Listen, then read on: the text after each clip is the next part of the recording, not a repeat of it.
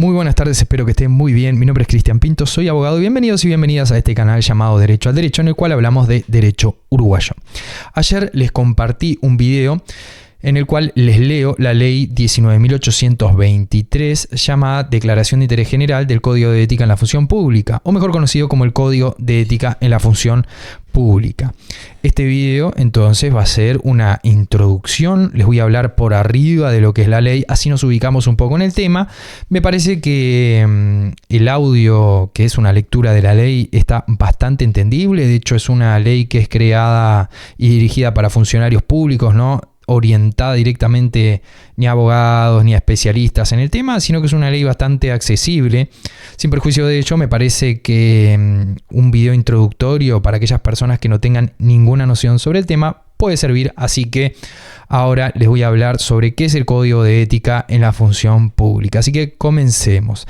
El Código de Ética en la Función Pública es una ley, así que tiene jerarquía normativa de ley. Es una ley, si ustedes recuerdan, nosotros siempre hablamos de que el funcionario público está regido por un estatuto. Sus derechos, obligaciones y deberes salen de un estatuto. A diferencia de lo que es un trabajador contratado, el funcionario público se va a regir por un estatuto, que es un conjunto de reglas. Hablamos también del estatuto en sentido formal y el estatuto en sentido material. Si les interesa y si aún no vieron ese tema, pueden fijarse en el canal. Hay videos en los cuales explicamos de qué estamos hablando. Esta ley vino a ampliar el elenco de derechos, deberes, obligaciones, prohibiciones e incompatibilidades de los funcionarios públicos, pero relacionados con un tema particular. Y esto es la ética en la función pública. Cómo deben de comportarse los funcionarios públicos en el ejercicio de su función. Voy a tomar algunos artículos en particular y vamos a hablar de ellos. Primero, me gustaría hacer una crítica sobre lo que se pretende con esta ley. Yo creo que no tenemos que caer en el fetichismo normativo y pensar que porque publicamos normas anticorrupción, normas de ética, la realidad va a cambiar. No podemos caer en ese fetichismo normativo, como decía Zaffaroni respecto a las leyes penales. Pensar que las leyes penales van a acabar con el delito es falso, no existe. Lo mismo es esto. No podemos pensar, porque si no, como decía Zaffaroni, no puedo parar de citarlo, vamos a pensar que en algún momento las leyes van a curar las enfermedades y no es así. Lo que sí, sin caer en ese normativismo extremo, me parece correcto y establecer en una ley normas, reglas sobre conducta. ¿Por qué?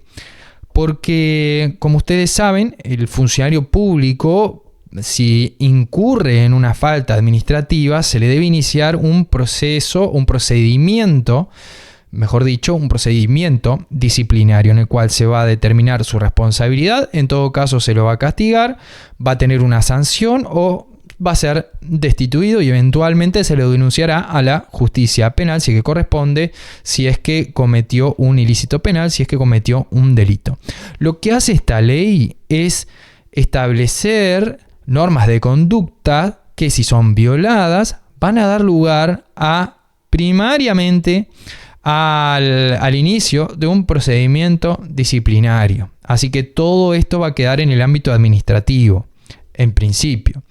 Sin perjuicio, ustedes van a ver que es algo que se repite en la ley, sin perjuicio de las acciones civiles y penales que correspondan. Es decir, el funcionario en una actitud poco ética y siguiendo un interés privado en vez de seguir el interés público, se apropia indebidamente de bienes del Estado.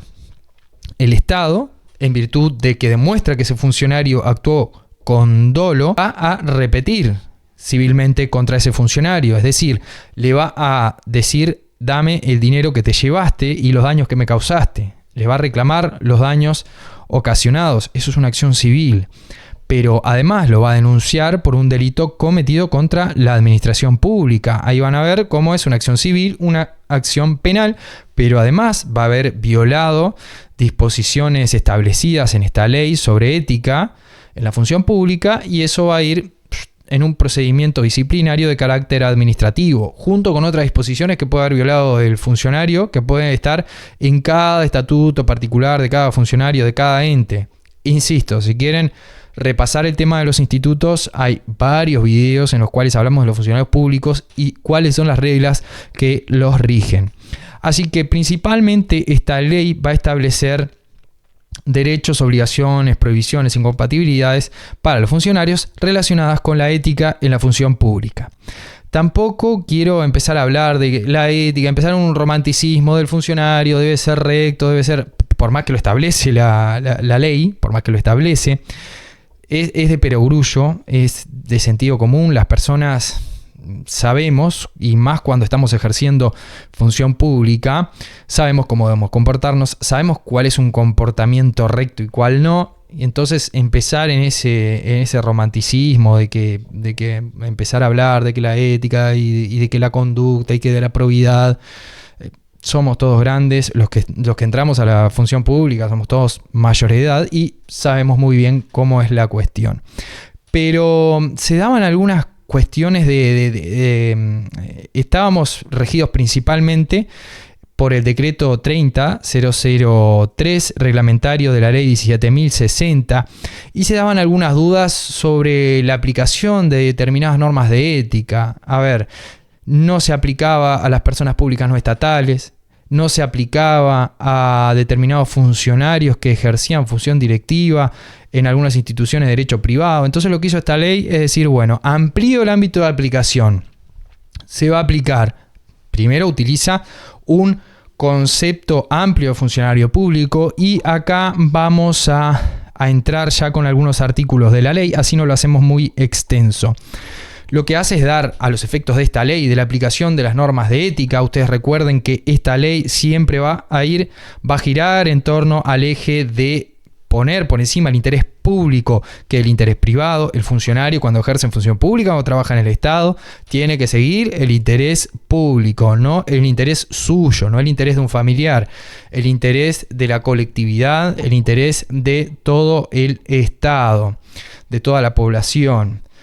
Así que vamos a hablar de algunas cuestiones que son las más resaltables. Como dijimos, se establece un concepto amplio de funcionario público y también un ámbito orgánico subjetivo de aplicación amplio. Es decir, como funcionario público, vamos a leer el artículo número 2, dice: a los efectos de la presente ley se entiende a los efectos de la presente ley, de esta ley de ética en la función pública, se entiende por funcionario público a toda persona que, cualquiera sea la forma jurídica de vinculación con la entidad respectiva, desempeñe función pública a título oneroso, gratuito, permanente o temporaria en cualquier persona de derecho público estatal y no estatal. ¿Vieron? Se le pone el foco, se le pone el énfasis en la función pública y se deja de lado todas aquellas definiciones de funcionario público. Ya las vimos en el canal sobre si el funcionario era es un funcionario contratado, era considerado o no funcionario público. Yo recuerdo de un director que me decía siempre: a los efectos negativos, para las cosas malas, siempre van a ser considerados funcionarios públicos. Por ejemplo, becarios, pasantes. Decía, a los efectos negativos, para las cosas malas, siempre van a ser considerados funcionarios públicos. ¿Por qué? Porque, dejando de lado el chiste, ¿no? Porque por más que uno no sea funcionario público en sentido estricto, esto es, aquel funcionario presupuestado de carrera de que hablamos, y sea, por ejemplo, un pasante, un becario, un contratado, para el Código Penal, esto es, para los delitos, igualmente van a ser considerados funcionarios públicos. Y para la aplicación de las normas de ética, igualmente van a ser considerados funcionarios públicos. No para el derecho a la estabilidad, no para el derecho a la retribución, a la permanencia en el cargo, sino para los efectos penales y bueno, de la aplicación de las normas de ética, ¿no? Entonces siempre me quedó en la cabeza eso de que para las cosas malas siempre todo va a ser funcionario y el concepto va a ser amplio. En este caso, siguiendo esa línea de razonamiento, tenemos un concepto amplio de funcionario público, no importa si es contratado, si es un arrendamiento de obra, de servicio, no interesa. Si ejerce función pública, es decir, si trabaja en el Estado siguiendo un interés público, ahí ya queda absorbido por la aplicación de esta norma y se le va a aplicar.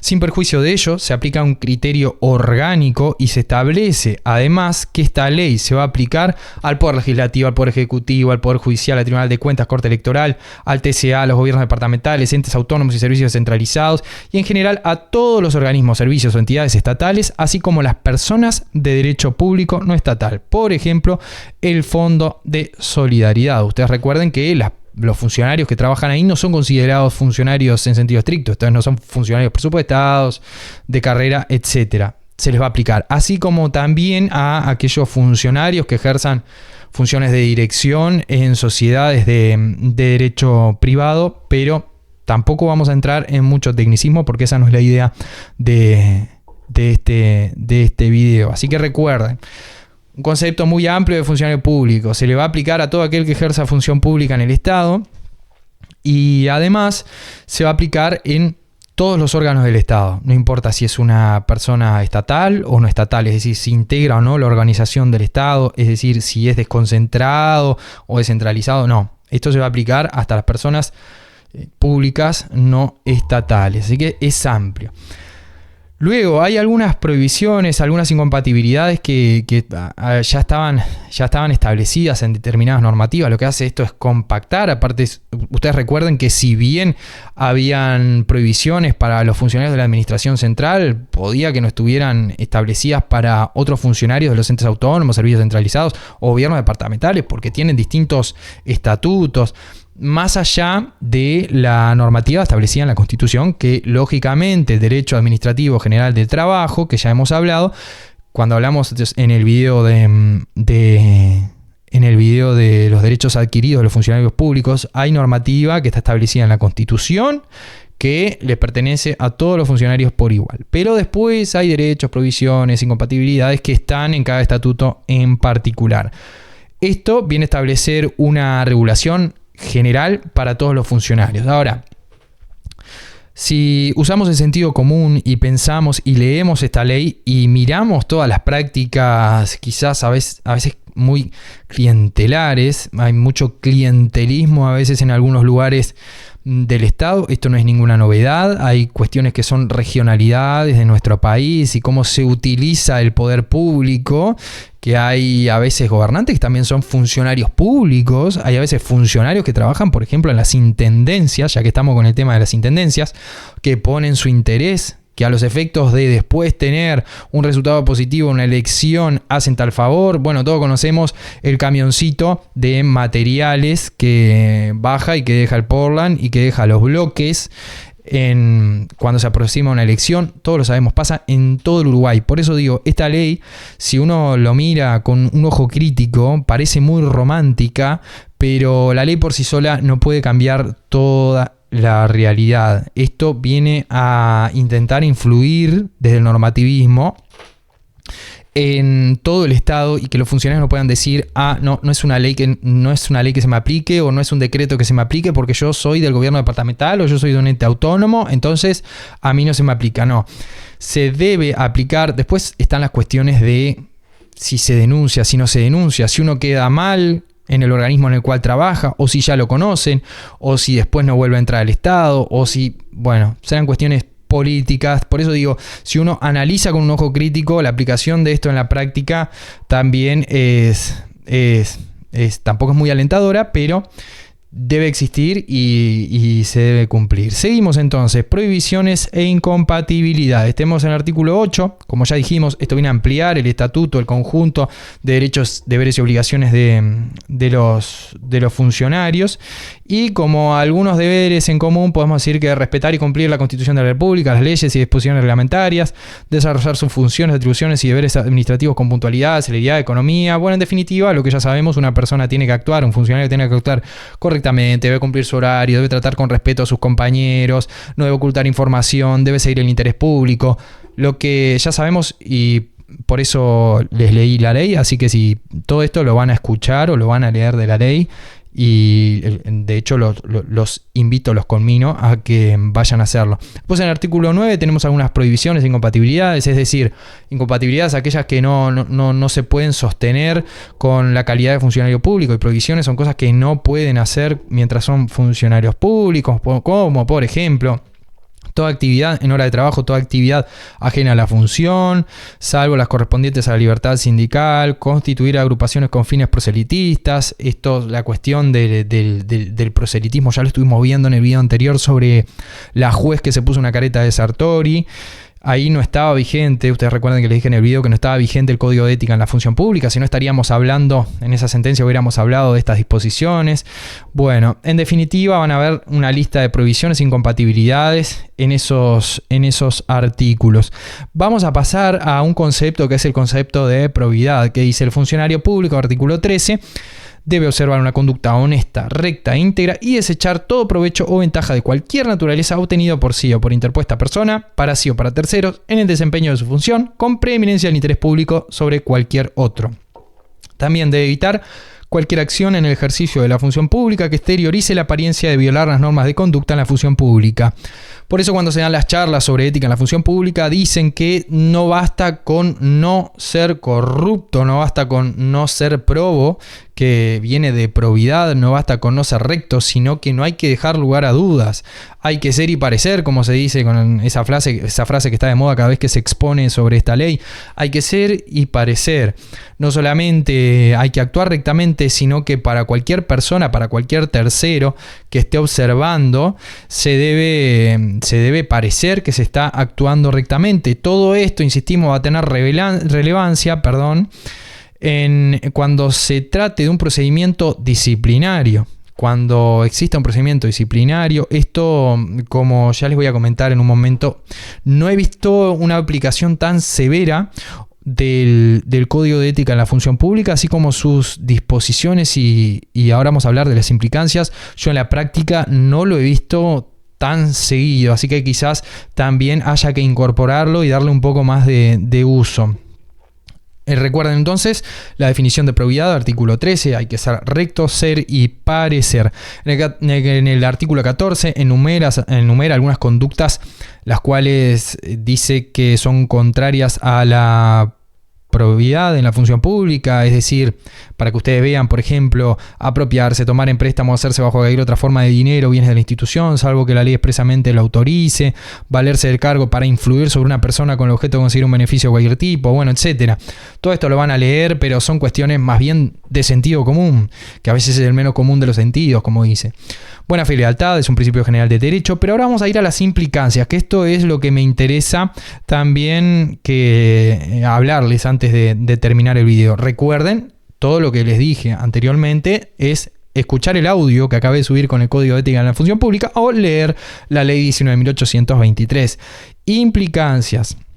Artículo 19. El funcionario público debe distinguir y separar radicalmente los intereses personales del interés público. Recuerden que les dije que toda esta ley estaba estructurada en un eje, en base a un eje, el cual era el interés público contra el interés privado. ¿Qué es esto? Especialmente ustedes van a ver que se insiste con el tema de la contratación. Es decir, el Estado compra bienes, compra servicios, adquiere servicios. ¿Para qué? Para desarrollar sus cometidos.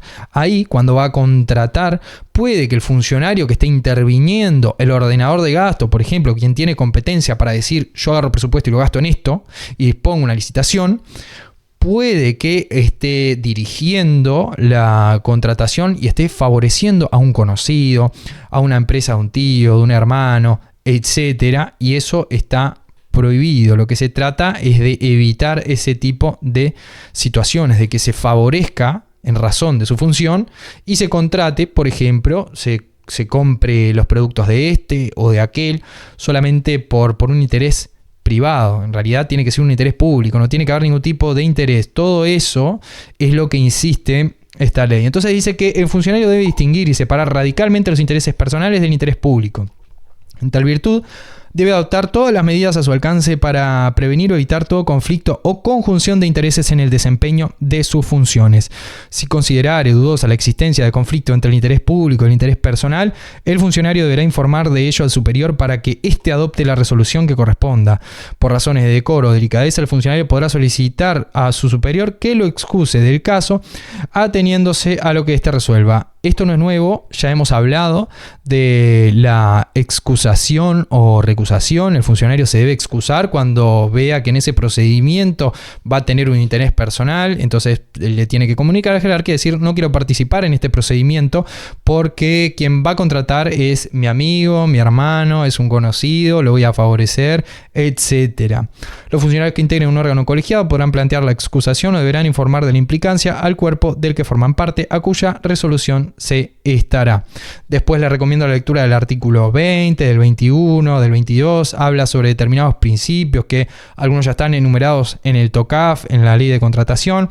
Vamos a pasar directamente al artículo 30, que habla de la prohibición de relaciones con la actividad controlada. Queda prohibido a los funcionarios públicos con cometidos de dirección superior, inspectivos o de asesoramiento ser dependientes, asesores, auditores, consultores, socios o directores de las personas físicas o jurídicas, públicas o privadas que se encuentren sujetas al control de las oficinas de que aquellos dependan. Les está prohibido asimismo percibir de dichas personas retribuciones, comisiones u honorarios de clase alguna. La prohibición establecida se extiende a todas las contrataciones de servicios o de obra realizadas a solicitud de la administración controlante por organismos internacionales o mediante la ejecución de proyectos por terceros. Por ejemplo, URSEC, URSEA. Recuerden que tenemos un video también, disculpen que cite tanto con los videos, pero es que para una comprensión mayor del tema pueden ir ahí. Tenemos un video sobre control de la administración y vimos cada órgano que ejerce control. Imagínense que el funcionario trabaja en una entidad que controla, que tiene que fiscalizar que determinadas empresas cumplan determinados requisitos y se vale de esa información y encima trabaja como asesor de esa empresa. O sea, utiliza información del Estado, de la empresa que va a controlar, para avisarle y para favorecer a ese privado, y que es él, porque está integrando o está asesorando a esa empresa. Bueno, lo que se trata de evitar es que exista una relación entre el funcionario, que el funcionario esté controlándose a sí mismo a una empresa en la cual trabaja. Así que ya ven por dónde viene la mano. Todas estas son implicancias. Otra más, artículo 31, prohibición de relaciones con actividad vinculada. Queda prohibido a los funcionarios públicos ejercer su función con relación a las actividades o entidades a las que se encuentren vinculados profesional, laboral o familiarmente o mediante cualquier otro vínculo del cual pueda derivar un conflicto entre el interés público y el privado. La prohibición establecida en este artículo se extiende a todas las contrataciones de servicios de obra, etc. Esta prohibición se mantendrá durante un año luego de que el funcionario respectivo haya cesado en sus funciones. Pueden ir a leer los artículos, así como estos artículos anteriores, van a ver que son bastante fáciles. Cuestión, y esto va a ser lo último con lo cual voy a cerrar el video. Declaración jurada de implicancias. Presten atención a lo que establece esta ley y que se aplica poco. Todos los funcionarios que, a la fecha de vigencia de esta ley, se encuentran en las situaciones previstas por los artículos anteriores, deberán presentar en un plazo máximo de 60 días siguientes a dicha vigencia una declaración jurada donde establezcan qué clase de vinculación o actividades de las previstas en dichos artículos mantienen, individualizando las personas o empresas y el tipo de relacionamiento o intereses con ellas, estándose a lo que resuelva el jerarca correspondiente. Dicha declaración jurada deberá ser presentada en forma abierta ante el jerarca de servicio donde el funcionario se desempeña. Toda nueva situación de las previstas por los artículos anteriores deberá ser declarada en la misma forma establecida en el inciso anterior dentro de los 60 días de configurada y quedará sujeta a lo que resuelva el jerarca respectivo. Es decir, tengo alguna implicancia, trabajo en alguna empresa controlada, tengo un puesto de dirección, de asesoramiento, soy director de una sociedad anónima que contrata con el Estado, etc. Yo tengo que comunicar todo eso en una declaración jurada de implicancias. Porque, ¿qué puede ser? Y les comento por algún caso particular que me ha tocado, que he tenido, en el cual la administración solicita, de la nada, le solicita a un funcionario en particular una declaración jurada de implicancias. El funcionario no sabe que esto existe, no sabe que existe el Código de Ética en la Función Pública, dice que es director o que es titular, de una unipersonal que trabaja en tal ramo, que es socio de una sociedad anónima, ¿verdad?, que contrata con el Estado. Entonces he visto que la administración, en vez de, cuando encuentra el jerarca respectivo, en vez de trasladarlo de oficina, intiman al funcionario a que deje una de las dos actividades, lo que a mí me parece un disparate porque va en contra del artículo 36 de la Constitución y la libertad de empresa, para que vean las aplicaciones erróneas que se hacen de esta ley. Así que lo que se tendría que hacer en todo el Estado es presentar el funcionario cuando pertenece, hablando vulgarmente, a una empresa que pueda contratar con el Estado o a la cual pueda beneficiar con información de la administración, efectúa una declaración jurada y ahí se va a estar a lo que disponga el jerarca. Es decir, puede seguir en la oficina o debe ser trasladado, pero nunca hacerlo optar entre una cosa u otra, un trabajo u otra. Esa es mi opinión. Me parece un exceso en cuanto a la decisión del jerarca. Lógicamente, esa decisión, en la oportunidad presentamos lógicamente el descargo correspondiente y tampoco se siguió adelante, pero pueden darse ese tipo de situaciones. A lo que voy. Código de ética en la función pública no se aplica de la forma que se debería aplicar, es decir, no se cita constantemente en los procedimientos disciplinarios, tampoco en las cuestiones involucradas con el manejo de fondos, de contrataciones públicas, como debería citarse.